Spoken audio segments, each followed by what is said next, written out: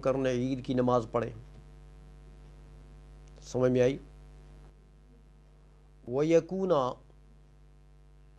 وَيَكُونَ مُدَبِّرًا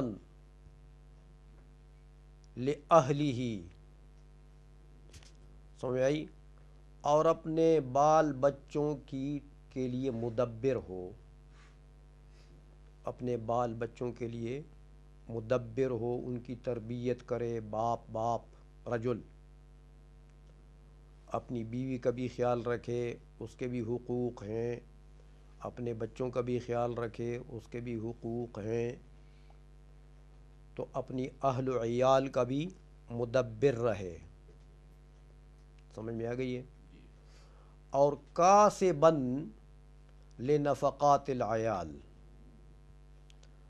اور کسب بھی کرے اپنے اہل و عیال کے نفقات اور اخراجات کے لیے، جاب بھی کرے. عورتوں کے اوپر جاب کرنا، اس مقصد کے لیے اللہ تعالیٰ نے عورت کو پیدا نہیں کیا کہ وہ جاب کرے، کیونکہ اس کا نفقہ، اس کا خرچہ جو ہے وہ زوج کے ذمہ اللہ تعالیٰ نے لگا دیا ہے. سمجھ میں آ گئی ہے؟ تو وہ کاسب ہو، اپنے اہل و عیال اور ضروریات کے لیے کاسب بھی ہو. یہ بہت سے اغراض ہیں، یہ اغراض ہیں مرد کے پیدا کرنے سے.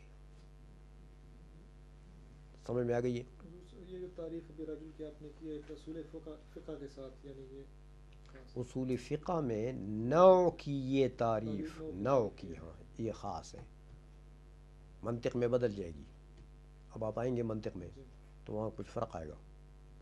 آئی سمجھ میں؟ یہ ہے رجل. ان مقاصد کے لیے، ان اغراض کے لیے اللہ تعالیٰ نے رجل کو، مرد کو پیدا کیا ہے.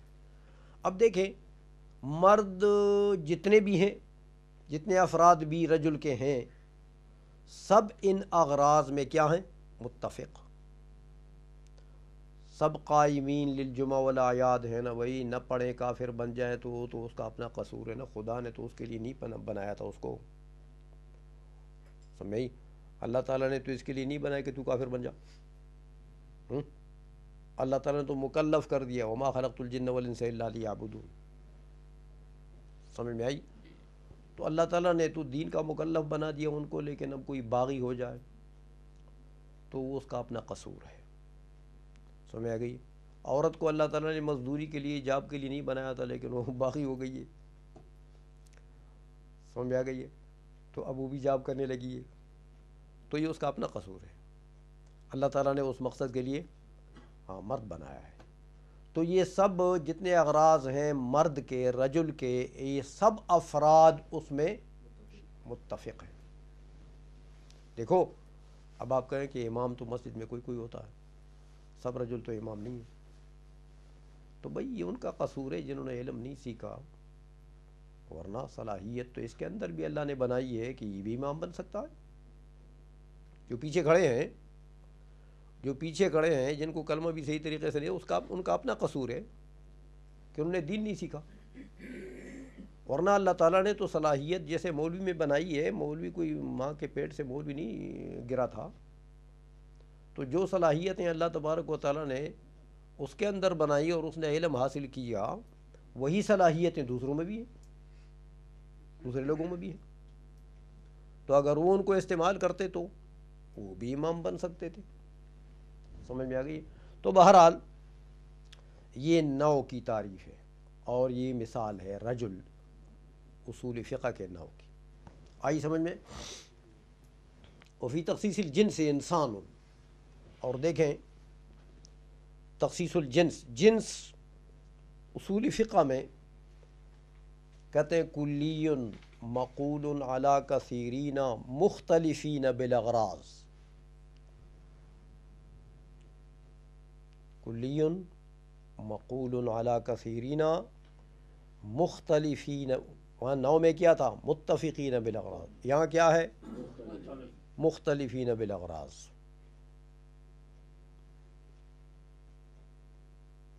اغراض میں اختلاف ہو، ایسی کلی ہے، جنس ایسی کلی ہے جو کثیرین پر تو بولی جاتی ہے، کثیرین پر صادق آتی ہے۔ وہ کثیرین کیسے ہیں؟ اغراض میں ان کا اتفاق نہیں ہے، کسی کی پیدائش سے کوئی غرض ہے، کسی سے کوئی غرض۔ جیسے انسان، اب انسان جو ہے یہ مرد کو بھی شامل ہے، عورت کو بھی شامل ہے، لیکن بتا دیا میں نے مرد کی پیدائش سے تو اغراض الگ ہے نا، اب عورت کی پیدائش سے وہی اغراض نہیں ہے، ہاں، بلکہ عورت کی پیدائش سے لتکون مفترشتاً، ہاں، ومدبرتاً ومربیتاً للاولاد، ہاں، ومدبرتاً فی البیت، سمجھ آئی کہ گھر میں وہ تدبیر کرے، یعنی گھر کو صحیح طریقے سے چلائے اور بچوں کی تربیت کرے، خیال رکھے، اور بچے پیدا کریں، بچے جنیں، مفترشتاً۔ ان اغراض کے لیے عورت کو پیدا کیا گیا، تو ان اغراض کے لیے مرد کو تو نہیں پیدا کیا گیا۔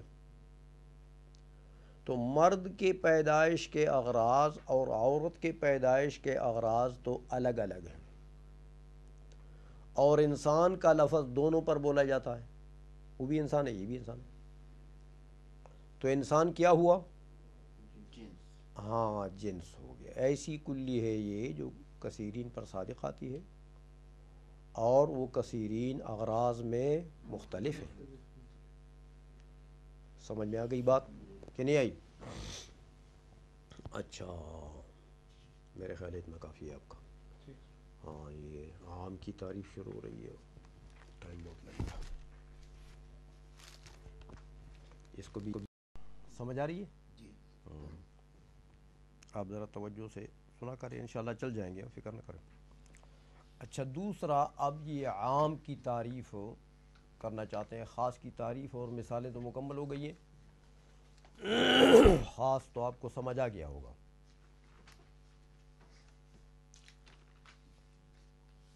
عام کی تعریف فرماتے ہیں کہ والعام کل لفظ ينتظم جمعا من الافراد اما لفظا و اما معنی۔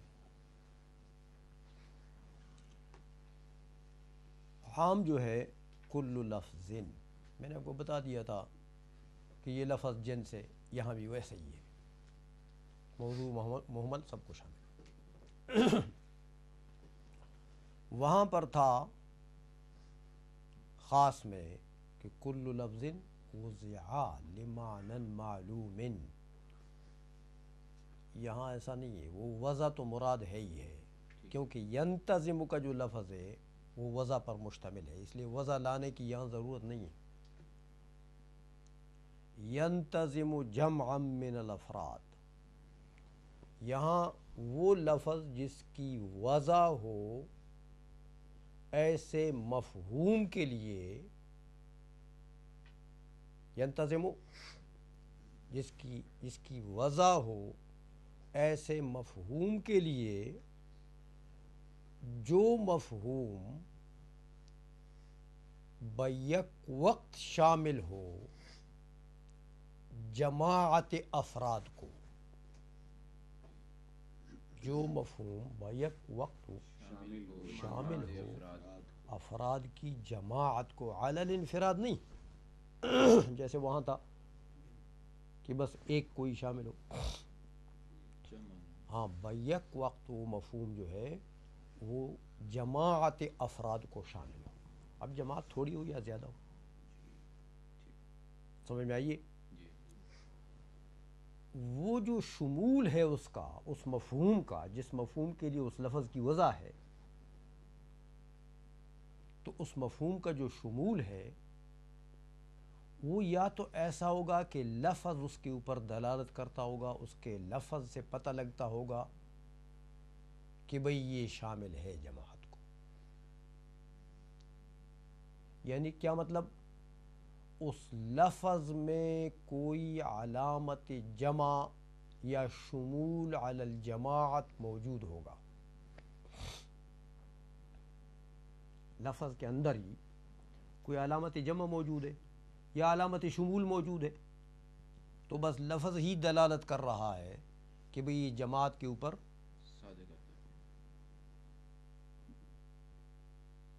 یا ایسا نہیں ہوگا، یعنی لفظ سے نہیں پتہ لگتا ہوگا کہ اس میں کوئی شمول ہے جماعت کے لیے، جماعت پر اشتمال ہے اس کا، لیکن اس کا جب معنی کریں گے نا تو آپ کو پتہ لگ جائے گا کہ واقعہ یہ تو جماعت کو شامل ہے۔ تو یا شمول لفظی ہوگا یا شمول معنوی ہوگا، دونوں قسم جو ہے ان کو عام کہتے ہیں۔ تعریف کو سمجھ گئے ہو؟ وہ لفظ جس کی وضع ہو ایسے مفہوم کے لیے، یہاں یہ الفاظ نہیں ہے کتاب کے اندر، وہ لفظ جس کی وضع ہو ایسے مفہوم کے لیے جو مفہوم شامل ہو جماعت افراد کو۔ اب وہ شمول جو ہے یا لفظی ہوگا یا معنوی ہوگا۔ لفظی کا کیا مطلب؟ کہ اس لفظ میں ایسی علامت موجود ہے کہ وہ دلالت علی الشمول کر رہا ہے، یا جمع کی علامت ہے یا کوئی اور چیز ہے۔ سمجھ میں آ گئی ہے؟ اور معنوی کا معنن کا کیا مطلب؟ کہ لفظ میں ایسی کوئی علامت نہیں ہے، لیکن جب معنی کی طرف آپ جائیں گے پھر پتہ لگے گا کہ یہ تو عام ہے۔ بات سمجھ آ گئی کہ نہیں آئی؟ کھوپڑی کے اندر گئی کہ باہر گئی؟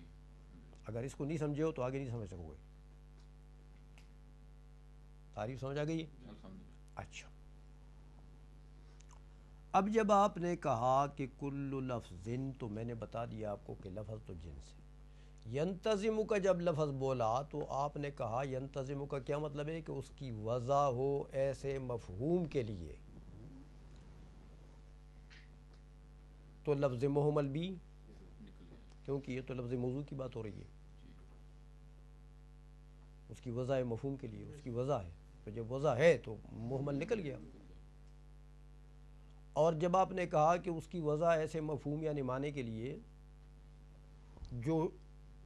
جو شامل ہو، کس کو شامل ہو؟ جماعت افراد کو، تو جب اس میں شمول آ گیا تو خاص نکل گیا۔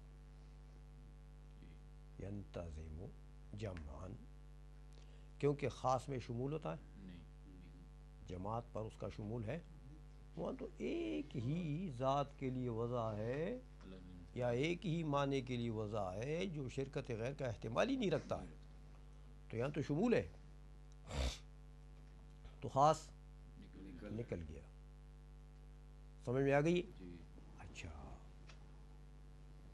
تو جمع من الافراد تثنیہ نکل گیا، کیونکہ تثنیہ میں جماعت افراد نہیں ہے۔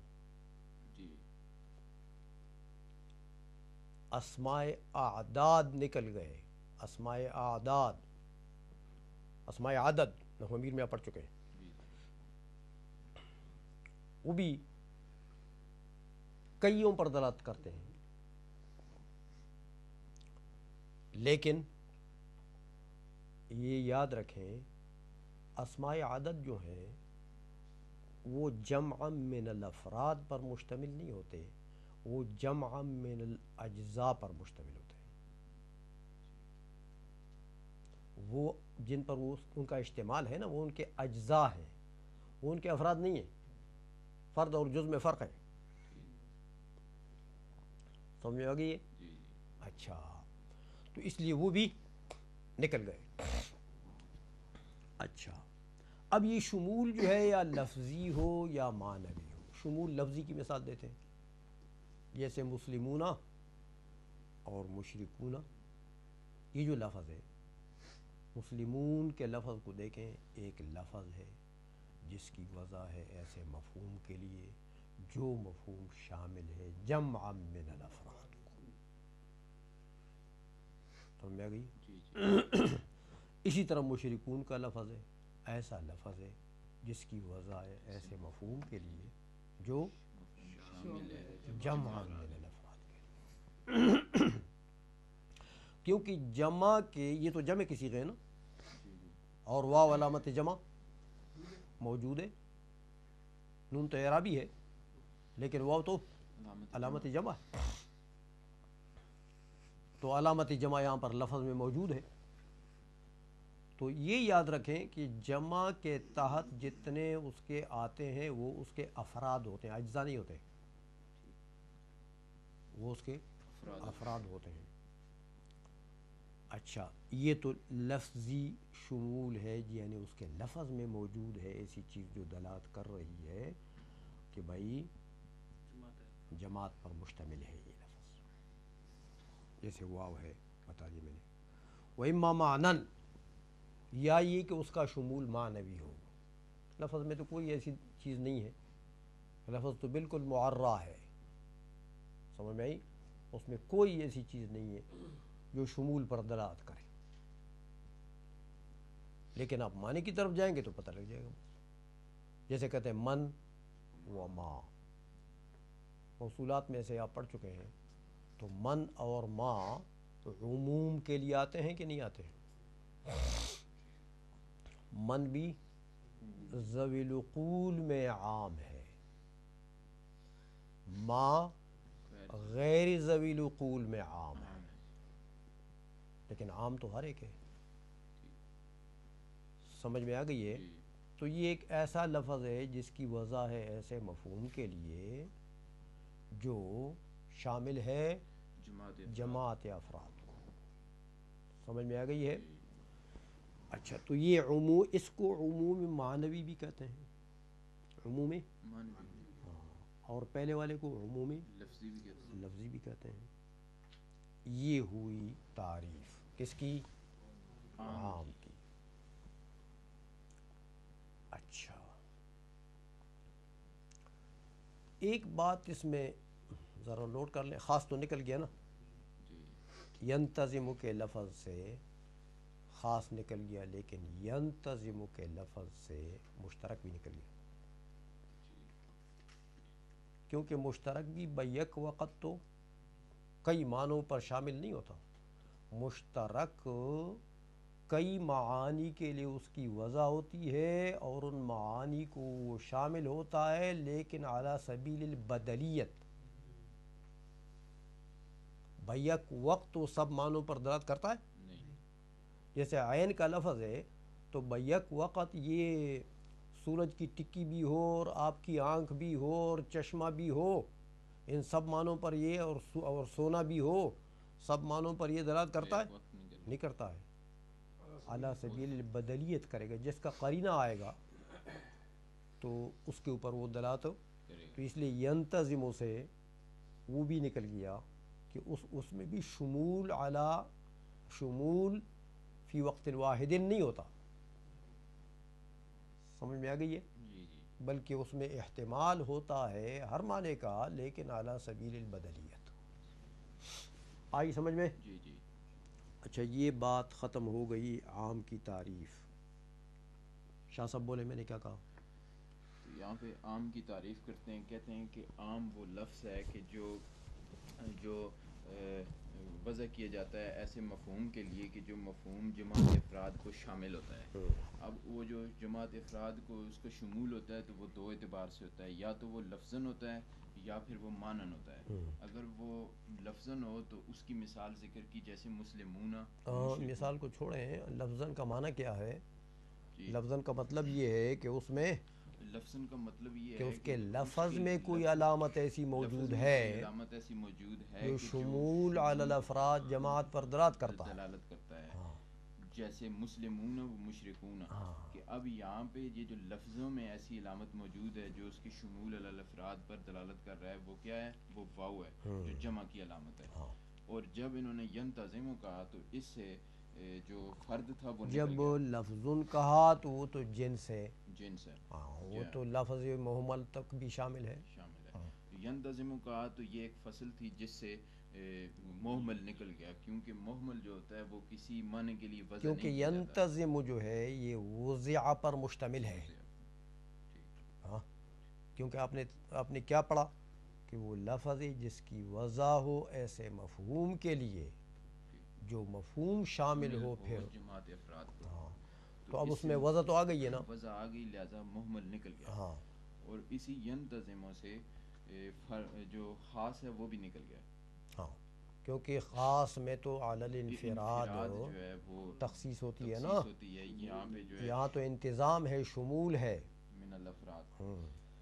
اور اسی سے مشترک بھی نکل گیا. ہاں اسی لیے کہ مشترک جو ہوتا ہے اس کی وضع تو بہت سارے افراد کے لیے ہوتی ہے، معانی کے لیے، افراد نہ بولو. معنی کے لیے ہوتی ہے، لیکن بیک وقت وہ تمام معنی کو شامل نہیں ہوتا، بلکہ وہ علی سبیل البدلیہ جو ہے وہ ان پر دلالت کرتا ہے.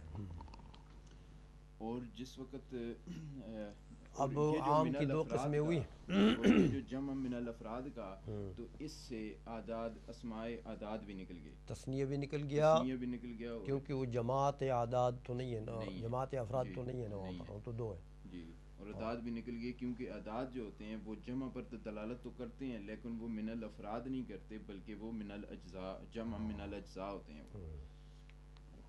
اور وَإِمَّا مَعْنًا، کہ ان کا شمول لفظی ہو یا معنوی ہو. معنوی ہو. جیسے معنوی کی مثال دی کہ من و ما، تو من جو ہے یہ ذوی العقول میں عام ہے اور ما غیر ذوی العقول میں عام ہے. ہاں یعنی دونوں میں عموم ہے، عموم ہے. ہر ایک پر وہ عام کی تعریف صادق آتی ہے. ہاں کہ من جو ہے وہ ایسا لفظ ہے جس کی وضع ہے ایسے مفہوم کے لیے جو جماعت افراد کے اوپر دلالت کرتا ہے. سمجھ میں آ گئی ہے؟ تو یہ بھی عام ہے، لیکن ذوی العقول میں. یاد رکھیں ہر لفظ کا عموم جو ہے، عموم کا یہ مطلب یہ نہیں ہوتا کہ زمین سے لے کر آسمان تک جتنی چیزیں ہیں سب پر وہ عام ہوا. عموم کا اپنا ایک دائرہ ہوتا ہے، ہر چیز کے عموم کا اپنا ایک دائرہ ہوتا ہے.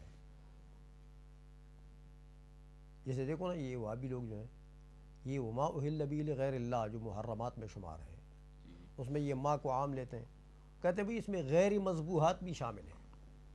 ایسے کھوتے ہیں.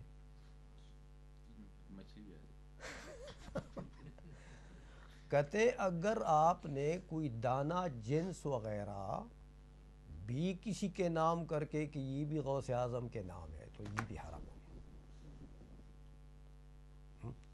مٹھائی آپ نے اٹھا لی، یہ حضور غوث پاک کے نام ہے، بس حرام ہو گیا. سمجھ میں آئیے؟ تو ان کا دائرہ ٹوٹا ہوا ہے نا، دائرہ ٹوٹا ہوا ہے. یہ ما اہل میں جو ما ہے اس کا دائرہ نہیں جانتے کہ اس کے عموم کا دائرہ کہاں تک ہے. تو دیکھیں ابو بکر جساس رحمۃ اللہ علیہ جو مذہب حنفی میں اجتہاد کے درجے کے آدمی ہیں، انہوں نے احکام القرآن میں لکھا ہے اسی آیت کے تحت کہ ما کا جو دائرہ ہے یہ مذبوحات تک ہے، غیر مذبوحات اس سے خارج ہے.